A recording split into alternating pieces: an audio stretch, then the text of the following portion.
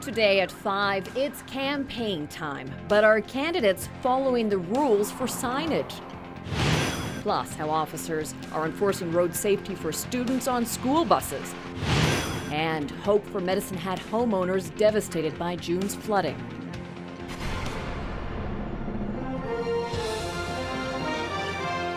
CTV News with Jackie Scantlebury. Good afternoon. What's in a name? Candidates running in next month's municipal election have been decorating the city with their names on campaign signage. But the city has been receiving complaints that not all candidates are following the guidelines when it comes to their signs. Jeanette Rocher has more. Sign, everywhere a sign. It's campaign time and they're starting to pop up everywhere.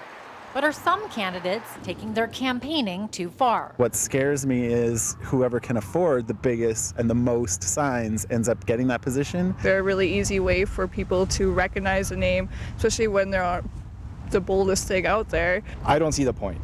Kim Seaver ran for city alderman in 2001. And when it comes to signs, he thinks candidates need to read the rule book more closely.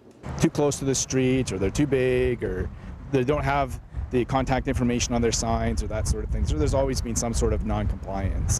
The city says it's gotten at least 20 complaints and has had to go out and physically remove a number of these illegally posted signs. There are certain roads that can't be on. Mainly everything was done for safety reasons. They can't be within intersections or certain distances from intersections. Can't be on certain roadways. Most of those are about 70 kilometers an hour or higher. And signs have to be within a certain size limit, no more than a meter tall. Although there are restrictions on the size of the sign, when it comes to private property, pretty much anything goes, as long as the candidate gets the permission of the property owner.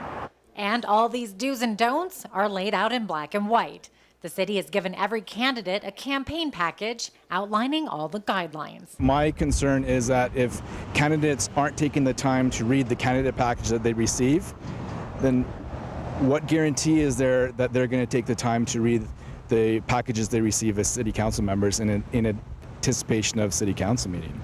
Jeanette Rocher, CTV News, Lethbridge. The municipal election is set for October the 21st. Now another incumbent on Lethbridge City Council wants another term. Councillor Liz Iwascu has announced that she's running for re-election on October 21st. She was first elected in 2004, took a break from politics, but was re-elected in 2010.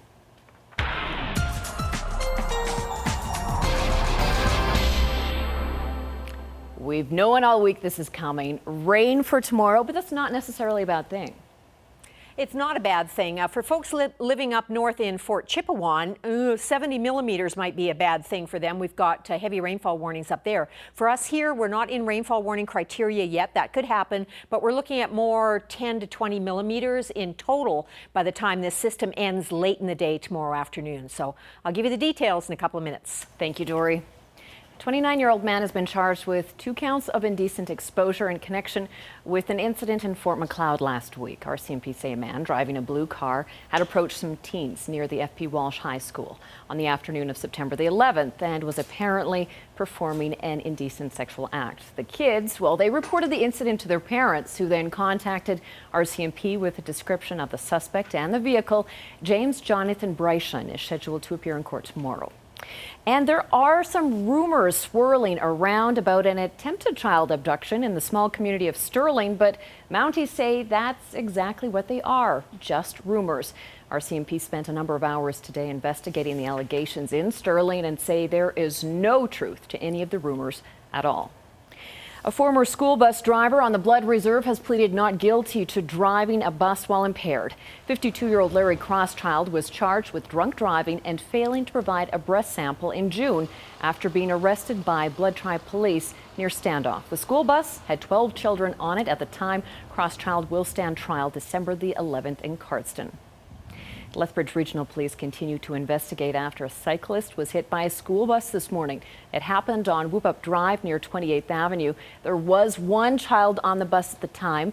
The bus was going eastbound when its right bumper collided with the cyclist. The female rider remains in hospital with serious but non-life-threatening condition. Sun glare is believed to have been a factor in the crash.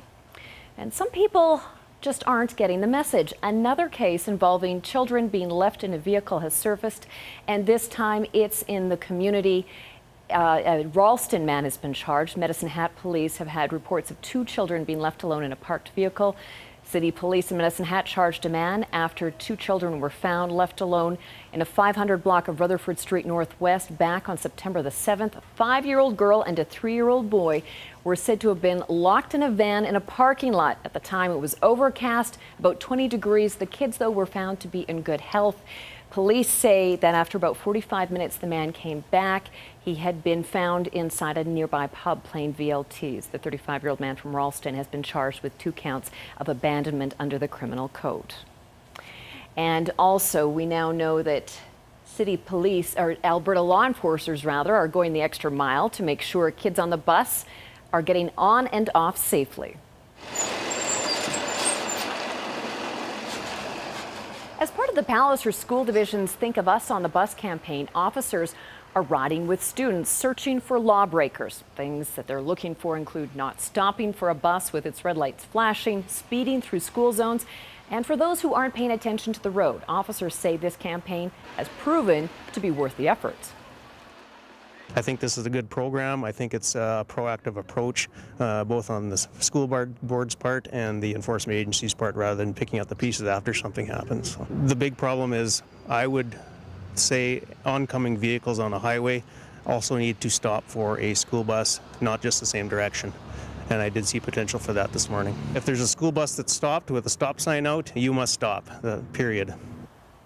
All of the measures are in place to curb a dangerous trend. There were 70 incidents last year alone where a motorist passed a school bus while its lights were flashing and the stop arm was extended. Failure to stop, $402 fine, 6 demerit points. 5 Palliser school buses are now equipped with cameras to help identify lawbreakers. Medicine Hat police are getting a pay raise. The City of Medicine Hat and its police association have ratified a new 1-year contract. The agreement includes a general wage hike of about 3%, retroactive to the beginning of this year. The contract, though, will expire at the end of 2013. Well, the city of Lethbridge is raising concerns about plans to drill 3 oil wells within city limits. A Calgary oil company has acquired mineral rights for land near Sunridge and Copperwood, 2 of the fastest growing subdivisions in West Lethbridge. As Terry Vogt reports, that doesn't sit well with members of city council. On the outskirts of West Lethbridge, the signs of progress are everywhere. New homes and apartments going up in areas like Sunridge and Copperwood. Someone else is eyeing the land nearby. A Calgary company, Golden Key Oil, has secured mineral rights for an undeveloped area close to both neighborhoods.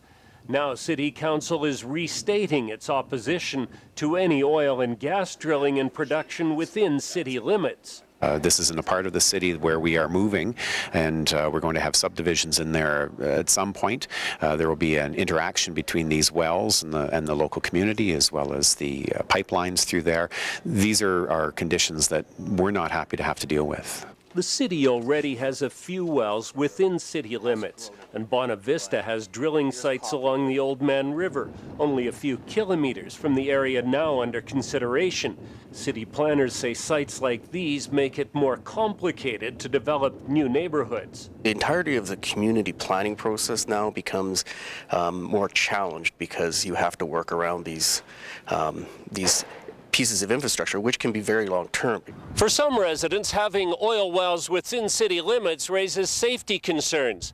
These wells would not only be upwind from residential subdivisions, but also upstream from the city's water treatment plant. There's definitely a safety component to it as well. We have one fire station on the west side. The city wants to ensure nearby subdivisions can be evacuated efficiently in the event something goes wrong. There's also a concern about the transportation of dangerous goods, including oil and fracking materials.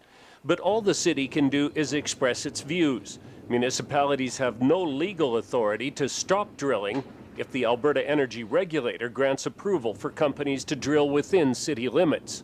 Terry Vogt, CTV News, Lethbridge. The city has been told the oil company plans to hold a public information meeting in the very near future, possibly as early as October the 1st.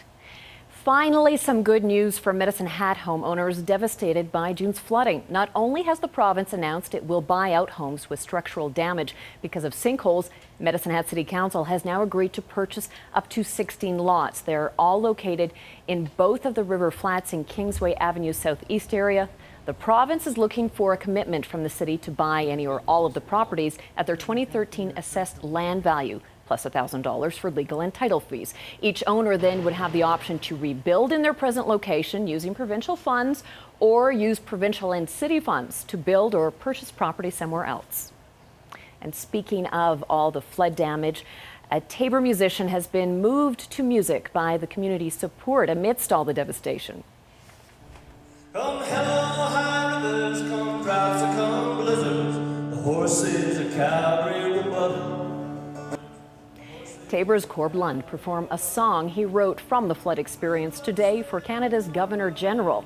The Governor General is touring southern Alberta and giving kudos for all of the hard work done during the flooding, and also handed out a number of awards, including in the community of High River. Time now for our weekly look at what's making news in the rural areas with Farm TV. In the spring of 2013, Gallamax Trading installed an egg grading system in their new location at Nobleford, Alberta. They started looking for young producers willing to raise free-range chicken eggs. And we have about 15 growers in total now. Most of the growers range in age from 14 to 24, and most are first-time egg producers. They're allowed 300 without quota. So each of our growers has, 300 or less. And it all depends, some they had maybe a barn already and it was just empty, so they could only fit 150. Because of course, with free-range standards, you're only allowed so many birds in a specific area. Jacob Beyer is in grade 11. I heard from Corneille's brother and thought it was interesting to start with layers and get going shipping eggs to Corneille. Jacob raised his chickens from one-day-old chicks. Gallamax's egg grading system has opened up an opportunity for these and other farm youth to start their own part-time farming business.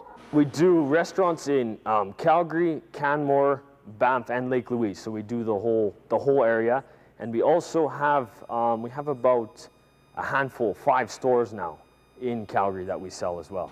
So it's a chance for these producers to get their product, into a really awesome place. Farm TV is brought to you by DA Building Systems. The markets today continued with their upswing. Here are the day's closing numbers. On the way back, we've got Dory with the forecast.